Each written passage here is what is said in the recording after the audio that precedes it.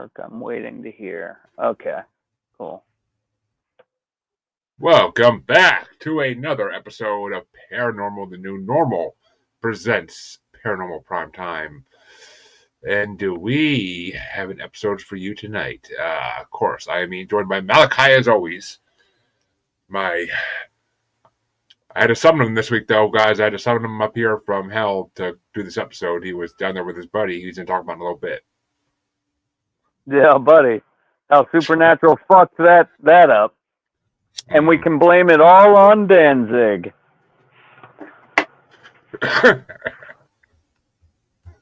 You'll tell us why when you get to it, but yeah.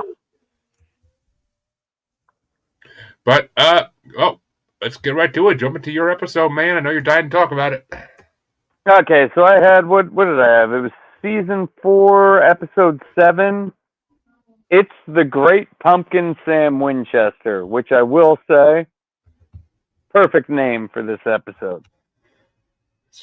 I'm glad they incorporated Charlie Brown's The Great Pumpkin into Supernatural. That makes it awesome. It was written by Julia Siege, which I don't remember, and directed by Charles Beeson. And I will... Have we heard that one? Yeah.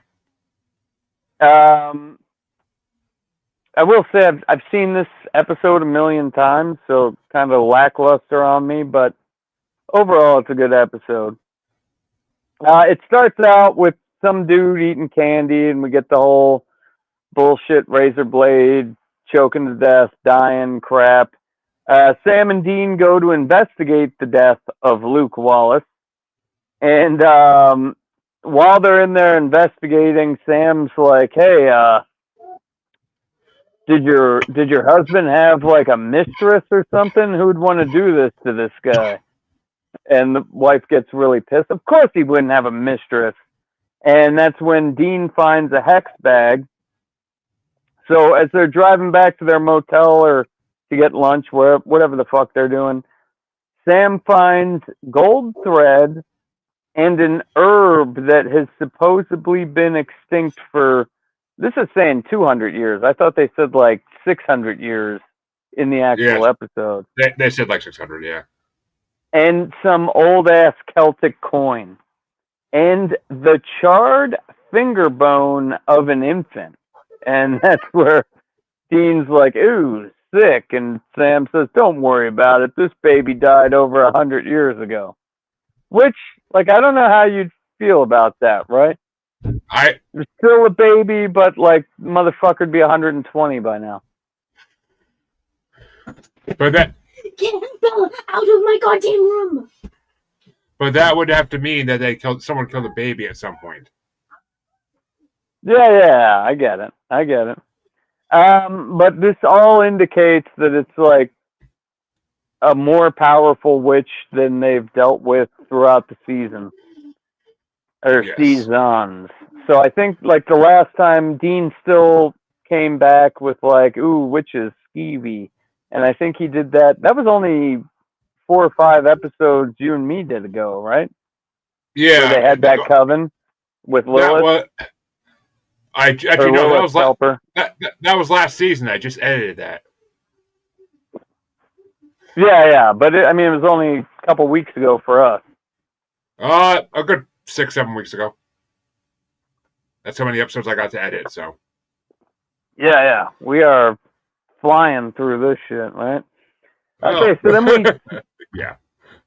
we switch to a high school party, and they're like, "Man, I'm so baked, blah, blah, blah." And we see this 2 cheerleaders that are like, "Hey, are we going to break into that liquor cabinet? My parents marked the bottle."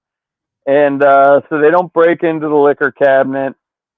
And one of the girls is like, "Well, we can still make it fun." So she goes and bobs for apples. And her friend sees her bob for an apple, and this dude they're talking to, it's like, "Oh, yeah, that was cool." So the other chick goes to bob for apples, too, to try to impress homeboy over there. And all of a sudden it's like, man, she can hold her breath for a long ass time. And then next thing you know, they're trying to like pull her face out of this apple bobbing bucket, and the bucket starts boiling, and cunt dies. Cunt went down. Sam and Dean, they show up, and they're interviewing everybody, and they find that other cheerleader girl that bobbed the apple the first time, and they ask him if they know of a Luke Wallace, because that was the guy who ate the razor blade, and they say, no, I've never heard of that name. Then they find out that this might not be, because they do a background search on the two people who have died, and they both show up kind of like clean. Nobody really hates them. There's no like bad shit that's associated with them. And that's when Sam finds out that there is a 3 blood sacrifice that the last one must be performed before midnight on the final day of the final harvest, which Halloween is right now, and this can only happen every 600 years, and it's to resurrect Samhain. I will say Samhain, not Samhain, not a demon, in the Celtic calendar. And this is when the veil's the thinnest. They go into all this crap and kind of really fuck up the lore for the first time, I think, in the show, like that bad. I know you had the whole Rougarou episode was fucked up, but Yep. this one's super fucked up. And did you catch their FBI names this episode? Seeger, I didn't get the other one. That's my episode. Oh, no, I didn't. What was this week's? Getty and Lee. Guinea and Lee. Who the hell is Guinea and Lee? Getty and Lee. Getty and Lee. I don't get it. You're going to have to fill me in on that one. Rush, motherfucker. Rush was a very talented band, Jeremy. Rush. Okay, so, and basically they start talking about, well, who the hell cares? It's just another demon. And or I don't remember if it was Sam or Dean, was like, no, if Sam Hain is resurrected, he'll basically bring back everything we've ever killed and every monster in the world, and it'll just keep getting worse and worse and worse. So, switch to Halloween Day, and I might add, through this entire episode, Dean is just like, he is not on a cut, dude. This guy is getting some body fat on him, shoveling the candy in his fucking face. Oh, Halloween. Dean's sitting there eating candy like crazy, and like nothing's coming to this dude who swallowed a razor blade's house. And I don't remember exactly what he said. Was it like, my ass is starting to hurt, holy shit, or something? He does something like that. And Yeah. Sam like thinks that it's not anything big, but then they see that cheerleader girl who didn't make it to, or said she didn't know who the fuck that Wallace guy was, and he finds out that she's the babysitter. So once they find out this bitch is probably the witch, they look into her a little bit and find out that she got into an altercation with one of the teachers at school. So they go see this teacher who insists on them calling him Don. Even my students call me Don. Real douchebag vibes. And at this time, he's the art fucking teacher or whatever. So he's got all these like paper mache masks and shit that keep bringing visions of hell back to Dean. So when they're asking this teacher, like, what was this altercation about? He tells them that she was drawing like all these crazy symbols and like it was all these blood sacrifice pictures with her depicted in the middle. And then we find out that she was emancipated. So she just moved there by herself. Imagine what her parents were like, was the ending quote with him. So they're trying to look for this girl. No one knows, none of her friends, nobody in town knows where this girl is. When they return back to their motel room, Sam tries to attack these two dudes that are in it, and Dean's like, whoa, whoa, whoa, whoa, wait up. That's Castiel. I don't know who that guy is. But then Castiel gives him this, like... Well, wait a minute. You're skipping over the whole part where Sam basically sucks Castiel's dick. Well, fill us in on that. Fucking Sam walks in the room like, oh my god, I've been wanting to meet you so bad. Like puts out his hand to shake his hand. He's like, I told Dean, he's like, I always pray to angels. He's fucking kissing that angelic brown ass, dude. Sam was, yeah. I thought you said Dean, yeah. Like Sam's like, oh my god, I'm fanboying out. I get to meet an angel. But then Castiel, like, who's this other guy? This is the angel Uriel. And they get into this thing, like they tell him, like, have you found the witch yet? They're trying to unleash Sam Hain, which is pronounced Samhain, on day 70 of learning fucking Gaelic on this side. But I've known that one for a while. And Samhain is just a season. It's like fall, harvest time. It's not a demon. But, like, they're going to summon, this witch is going to summon Sam Hain, and Sam Hain's one of the 66 seals, and we can't let this happen. Have you located the witch? Not yet. Okay, well, we're just going to Sodom and Gomorrah this whole city. And, they're fighting about that. Like, we can find one witch to save the whole gay meter of one on this whole conversation. Gay meter of one. So after they have this whole meeting with the angels, and fucking Castiel tells Uriel to shove it in his ass, let Sam and Dean go off and do what they want. We think they're there to, like, destroy the city. But they're driving out of there after Dean says, well, you drugged me out of hell. I guarantee the big man upstairs isn't going to let you kill me after dragging me out of hell. Sam realizes that the infant bone was charred to the point where you couldn't do it in, like, an oven or a stove or with a propane torch or something. So, obviously, the art class fucking guy got a kiln. They're going to see what that's about. When they show up back at the dude's, Halloween fell down there. When they show up back at the dude's class, Sam's like, doesn't this remind you of something? Or no, I guess that was with the mask. But they find this, like, fucking homemade bong, which I would have never gotten away with in high school. And I'm older than the high school students were in that class. You ain't getting away with making a bong. Oh, I mean, if you have a cool enough teacher, then yeah, you will.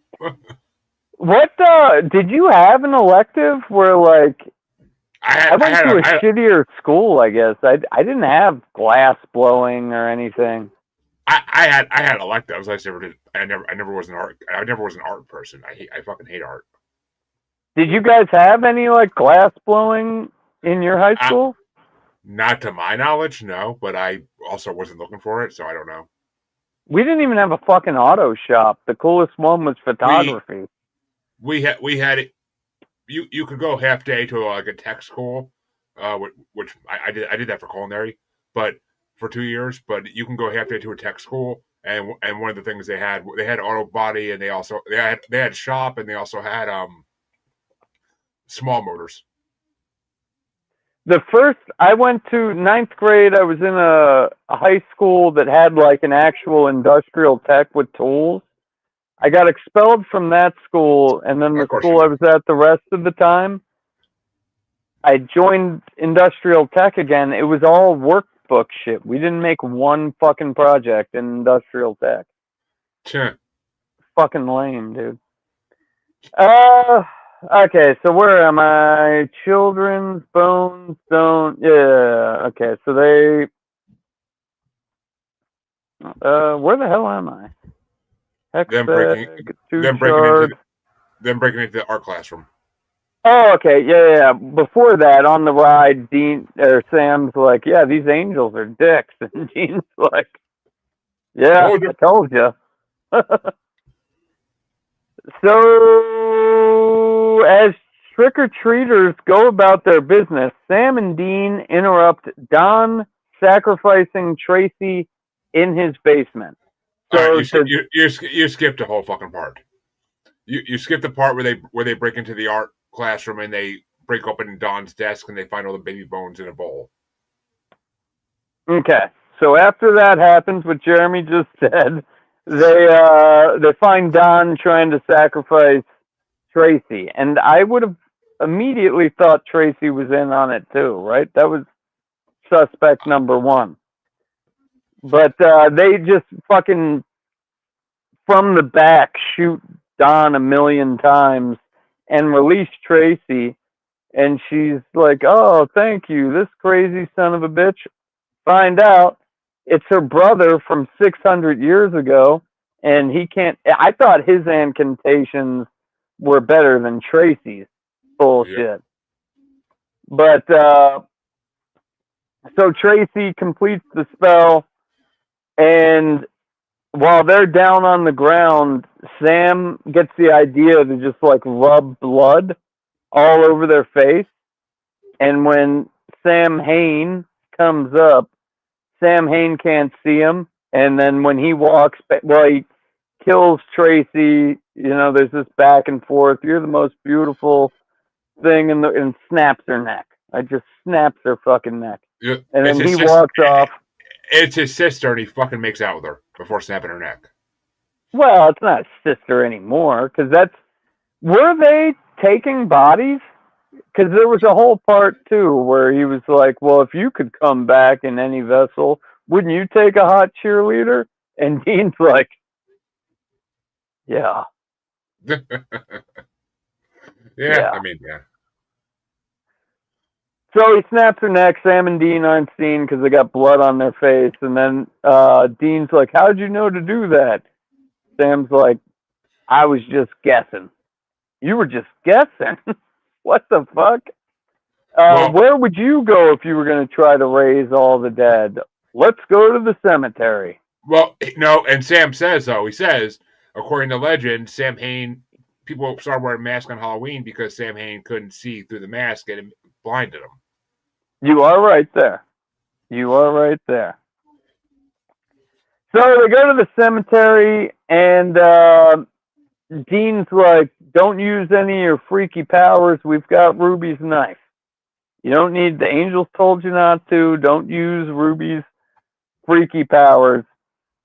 So we cut to Sam Hain. There was a party that was going to happen in the mortuary. So they think it's just Don, their douchebag teacher, who locks them in the mortuary. And then all of a sudden, all the graves start going fucking crazy. And they're like, Don, you locked us in here. Hey, Don. So, Dean says, I'll go save the kids. Sam goes off to fight the demon, which, like, on Dean's part was probably not a smart idea. I mean, in the end it was, but, like... and when the first fucking grave pop open and the kid and the stoner kid gets pulled in, you see a lot of blood get splattered very fast. Like, zombies don't eat that fast. Yeah. So then we cut to Sam meeting up with Samhain, and we see this light like white light that fucking Lilith does, and he's like, "Your Jedi mind tricks don't work on me, motherfucker." And they're getting into a fight. Sam's saving the fucking teenage kids out of the mortuary. And, I mean, basically, the next thing that happens is fucking Sam does his magic powers and fucks Sam Hain up. So they managed to stop Sam Hain. He almost doesn't though. He almost doesn't because he's his nose is bleeding like crazy and like he's like holding his head trying to control it. Like I can't do it. Yeah. So his demon powers were real. Like my son tried to do the 125s today. You know, he was struggling. He was getting it. But he kills Sam Hain, and so then once all that's done, that was kind of a climatic go nowhere. And I mean, yeah, they stopped him, but the seal's still broken because he got released. Seal. Yeah, that's what I meant to say before. The seal was still broken, so they didn't really stop anything. See, that's one thing you're gonna notice, folks, is that the Winchesters are good at cleanup. They're not good at preventative measures. Well, and like a lot from like a couple episodes through the rest of this season is about stopping seals. Like we got those 66 seals that can't be completed. They're clubbing those seals. So, clubbing the seals, baby. Clubbing them. So Sam and Dean are back in the car talking, and Dean tells Sam, like, yeah, I do know about... Oh, nope. Your episode, getting confused.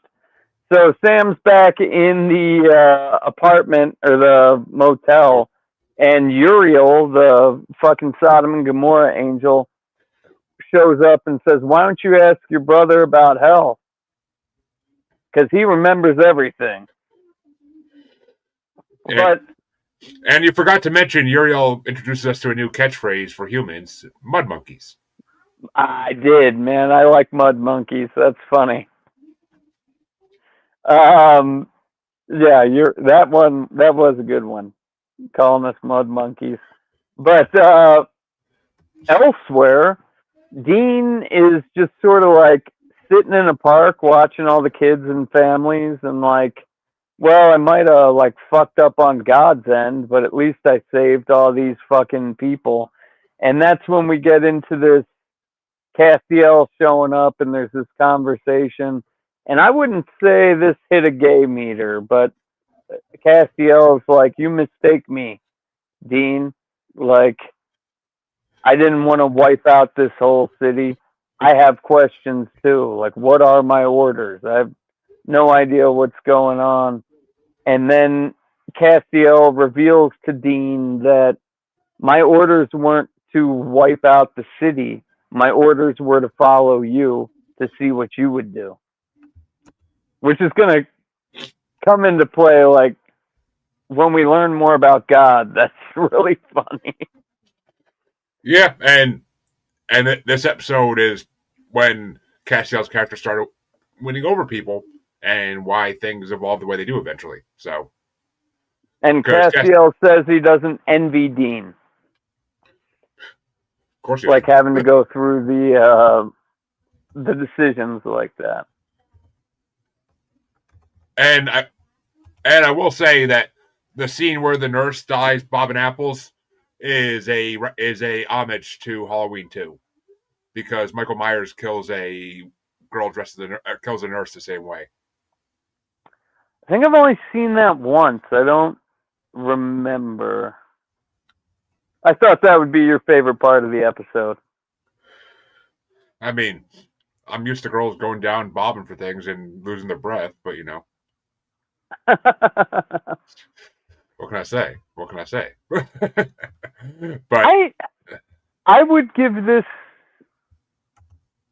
I mean, I think everybody who's watching our show definitely needs to watch this episode this month, for sure. But I've seen it so many times, I couldn't give it an honest review. Yeah, I saw it once before this, and I remembered it right away. As soon as they said Sam Hine, I was like, oh yeah, I know this episode. But I still would give it a 4.0. It's still a really good episode. I'll be there with you at 4.0, even though they fucked up Samhain and like that whole storyline. It's still a holiday episode. Not a lot of those in Supernatural, so I think everybody needs to watch it. And now, folks, it's time to go to Fairy Tale Land with my episode.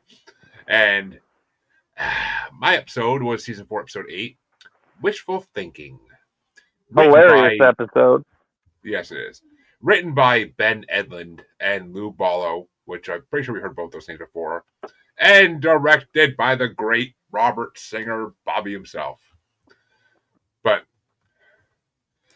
it starts off, and we see, in a homage to the Invisible Man movies, we see this woman walking after getting out of the shower at a gym, and it looks like she's being followed by something invisible. She throws her towel at the wall and ends up accidentally landing on the invisible figure, which he says, "Hi, Candace." She screams and runs out. We jump to Dean, basically like saying that he doesn't remember hell and denies flat out that he can because apparently Sam's been asking him about it, and he's like, "Did you find a case yet?" And he's like, "Not really," and then Dean, to take the tension off him trying to remember hell, is like, "Oh, I want to go investigate this shower spirit case." And so the boys head over to Concrete, Washington, they go to the restaurant Number One Lucky Chins, a Chinese restaurant, where Candace, the girl, is telling Sam about her ghostly encounter, which he says is for his book he's writing called Supernatural, that he drives all over the country to get these stories for his book. It's a working title, Jeremy. It's a working title. Tentatively used. But she tells him that rather than harming her, the spirit knew her name and helped her when she fell, begging her not to tell its mom. Dean's at the site. He finds no EMF, but he and Sam come across a man claiming to have been attacked by Bigfoot to a local cop, which I love that. And they're like, and Dean says he's like every hunter worth their mark knows that there's no such thing as Bigfoot, which it pissed me off that this show did this. Like they could have actually went on like a whole like made Bigfoot something else. Oh, you motherfucker! I've got castings right here, dude. They could, but they go to the woods where this guy came from, and they find these huge tracks which don't look like actual Bigfoot feet, and they follow them to a raided liquor store, and they see a little girl on a bike, driving off with a box full of alcohol and porn, along with a sorry note that she's taping on the door, apologizing for having to take all the alcohol and porn. Well, she took the entire porn aisle too. And when she rides past Sam and Dean, right at Dean's feet falls a magazine of busty Asian beauties, which Dean is very happy about. But Sam and Dean follow her back to her house, and they're surprised when she tells them that her teddy bear is responsible for the damage. The girl says her teddy is big, real, and can talk, and it's in the midst of an existential crisis, holed up in the TV room, crying at news reports. Which they go inside and they meet this bear. And this is basically, I think it's where they got the idea for the movie Ted. But yeah, probably, yeah. And the girl Audrey tells them that she wished for him at the wishing well at Lucky Chin's. So, and the bear's in there questioning his existence. He's like, "Why am I alive?" And she's like, "For tea parties." Close the door. But Sam and Dean go to the Number One Chins again, and Dean tests the well by wishing for a sandwich, and his wish immediately comes true when a guy walks in delivering an Italian sub with jalapenos to him. So the owner comes over and they start posing as health inspectors after they finally find their badges for that, because they had to search like every pocket to find the right one. Yeah. So they clear the restaurant and drain the fountain. Dean asks Sam if he's tempted to make a wish to reset his life so he could be normal again. Sam says he would never do that, but if he did, he'd ask for Lil's head on a plate, bloody. And they notice a coin doesn't look like the others at the bottom of the fountain, and it's an ancient coin which they cannot pull off. It refuses to move. So Dean goes on research duty while Sam goes to the women's health center to scold the pervy teen who wished for invisibility. Well, you missed the part where they're like fucking slamming crowbars into this thing, and the Asian dude's like, "Not my fountain." Yeah, they literally break a mallet, like trying to get this thing off. Like they break a mallet by when they hit it with the crowbar. The freaking mallet shatters and goes backwards. But back at the hotel, Sam finds Dean in the bathroom, puking his brains out. The wishes, it turns out, turn bad, like they always do. Hasn't anyone ever read The Monkey Paw? And the coin is cursed, because Dean finds out that it depicted Tiamat, the Babylonian serpent deity of primordial chaos, which is a real thing. And it's been known to wipe entire towns off the map with the trouble it causes. The only way to stop it is to find the first person who made a wish, and that person has to pull their coin out of the fountain and turn off the well. And we flash back to see the recently alive Bigfoot teddy bear, and suicidal ideation warning. He's questioning his reason to be alive, and yet again, and he puts a gun to his head and blows a hole through the back of his head, but it fails to kill itself because it's not real. It's made of fluff. So, and he cries out in anguish as we go to see Dean waking up from a nap. He's dreaming of hell yet again. Sam confronts him about his nightmares and his increased drinking as Dean pulls a freaking bottle off the floor and starts drinking. And Dean just says that he says, "Oh, it's not important." And he figures out that the first wisher, Wesley Mondale, who was a nerdy guy that we actually saw him already in the first scene, getting fed by his girlfriend in the background. He's a nerdy guy who announced his surprise engagement in the paper to a beautiful Hope Lynn Casey. And they go to his house, and at his house, he confesses that his grandfather found the coin while a soldier in North Africa in World War II, but he told him never to use it. But now that's working, Wes is reluctant to undo the wish, and Sam and Dean tell him they threaten him a little, tell him you have to do it. Well, he was kind of like, before that happened, we saw him and his bride-to-be like, "I love you more than anything. I made you a sandwich. I don't know why I did it, but I couldn't live without you," type crazy shit. Oh, yeah. Yeah. So he's questioning. Like, he was already like, "Hey, I want you to do something that makes you happy. But you make me happy." Yeah, you can tell he's getting annoyed by like how like right there she is always to do whatever he wants. Yeah. But which I don't think I can get sick of that, but okay. But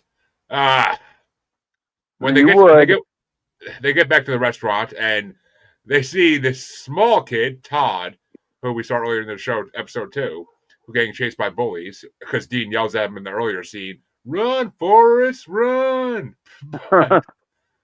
But they see Todd this time with super strength terrorizing the group of bullies. Dean tries to talk to him, but Dean gets his ass kicked by the kid for it. And as Sam's walking into the restaurant, because Dean tells him, "I'll deal with this kid." Sam goes into the restaurant with Wesley, and right as he's about to walk in, he gets struck by a lightning bolt.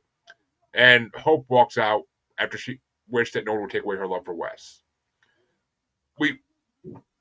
And at the same time, the boys are trapped in a car, and we see Todd flipping over the car.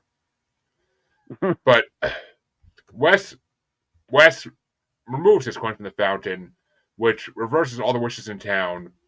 And so Dean tells Todd, he's like, "Hey, I'm gonna help you out, kid." And he starts screaming. He's like, "Get away from me, you crazy kid! I don't want to get hurt again." And he tells the boys, "You better stay away from him. He's dangerous." But after the wishes are all gone, Hope can't remember Wesley's name at all. And Wesley, very depressed, leaves Sam with a coin. We end the episode, because this actually was a really fast episode. Like, I couldn't believe how fast it was over. But Sam meets Dean at the pier, confirming that the coin's been melted down. Before they leave, Dean confesses something. He's been lying to Sam, and he doesn't remember everything that happened to him in the pit. But Sam tries to get him to talk about it, so he doesn't deal with it on his own. Dean refuses, telling Sam there's no way to make him understand. Sam's flustered at that point. So Dean just walks away. Game meter of 2. Well, yeah, good game meter of 2 there. And Sam follows him away as the episode ends. And I'm pretty sure this is the only episode ever that Bigfoot's mentioned it. But I will say that, like, fucking Wade or whatever his name is probably going to be in some trouble for the whole, like, Cosby, if he didn't impregnate that Hope girl within the month that he had her brainwashed. But, like, she doesn't remember him at all. They had marriage proposals in the newspaper, and she disappeared for a month. That's going to be a hard one to explain. And it's freaking hilarious, because when Todd flips over the car, he starts yelling, "Kneel before Todd," which it is a reference to Kneel Before Zod from Superman. But okay. And it was a funny episode. It was like I mean, I love when Dean finds the broken bottles of amaretto and Irish cream, and he calls Bigfoot a girl drink drunk, which is actually a Kids in the Hall skit about an alcoholic who only drinks overly sweet girl drinks. If you ever watch Kids in the Hall. From the Hall. It's Dave. I was thinking People Under the Stairs. No, Kids in the Hall was like a SNL type show from Canada in the 90s. Dave Foley, Kevin McDonald. It's a lot of people who became like famous sitcom actors later. Like it was them when they were teenagers, and it's like a sketch comedy show. Like they're all like different skits. It's hilarious. If you ever get a chance to watch it, fucking watch it. I love Kids in the Hall. I haven't watched it in years, but I would go back and watch it any day. It's such a fucking good show. But, Kids in the Hall. Yeah. But